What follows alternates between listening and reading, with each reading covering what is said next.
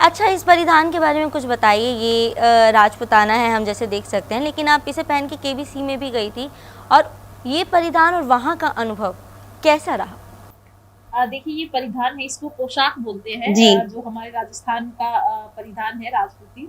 जी। और अपनी संस्कृति को छोड़ना नहीं चाहिए, हमेशा अपने संस्कारों से और संस्कृति से जुड़ा रहना चाहिए। जी। और जब मैं माया नगरी के अंदर गई वहाँ, और तो मैंने इसलिए इस परिधान को पहना क्योंकि मैं राजस्थान से हूँ, तो मुझे अपने राजस्थान को रिप्रेजेंट करने की जब बात आती है, तो हम अपनी संस्कृति और अपने पहनावे को से ही उसको रिप्रेजेंट करेंगे, पीछे नहीं हटते पीछे मतलब। नहीं हटना चाहिए। बिल्कुल। तो इसलिए मैं ये पहन के गई, और वहाँ का जो एक्सपीरियंस था वो काफ़ी अच्छा रहा।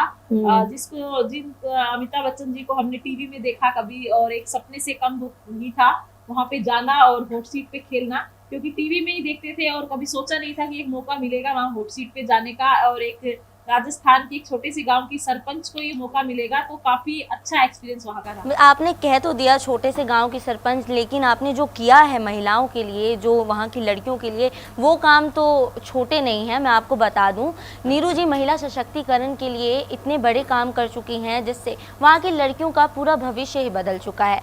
मैं आपसे सबसे पहले वो हॉकी टीम निर्माण करने के बारे में पूछूंगी। आपका भी सपना था एक हॉकी प्लेयर बनने का, अपने सपने के बारे में बताइए, और किस तरह आप गाँव की लड़कियों तक इस सपने को पहुंचा पाए, इसके बारे में बताइए।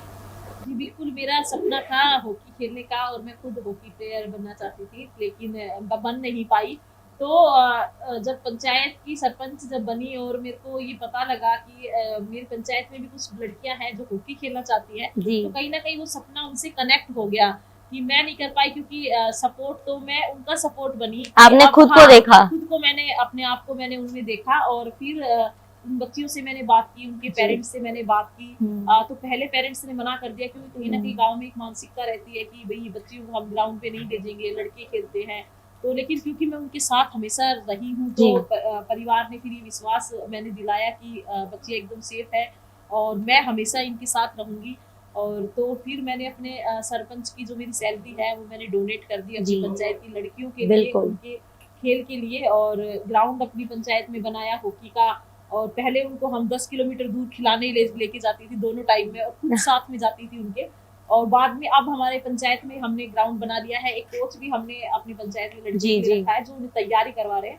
और मेरा ये सपना है कि मेरी पंचायत की जो हॉकी की टीम है वो नेशनल तक खेले, और उनमें से बच्चियां सेलेक्ट हों, और ताकि और भी पंचायत की जो लड़कियां हैं वो उनसे मोटिवेट होकर सामने आए। दूसरों के सपनों को किस तरह जीना है ये तो आपने बता दिया, लेकिन कहीं कभी आपको ये मन नहीं किया कि मतलब आपका भी सपना था, सपनों की तो कोई उम्र नहीं होती, शादी के बाद कोशिश की जाए कि हॉकी खेली जाए, कभी आपको ये मन नहीं कि आपने परिवार वालों से कभी इस बारे में बात की? बात की थी, लेकिन परिस्थिति ऐसी है कि खेल नहीं पाए, लेकिन अब मैं उन बच्चियों के साथ खेलती हूँ हॉकी। अगर बच्चियां सेलेक्ट हो जाएंगी, मेरे बच्चे लड़कियां निकल जाए, तो मुझे लगेगा मैं भी सेलेक्ट ही हो गई।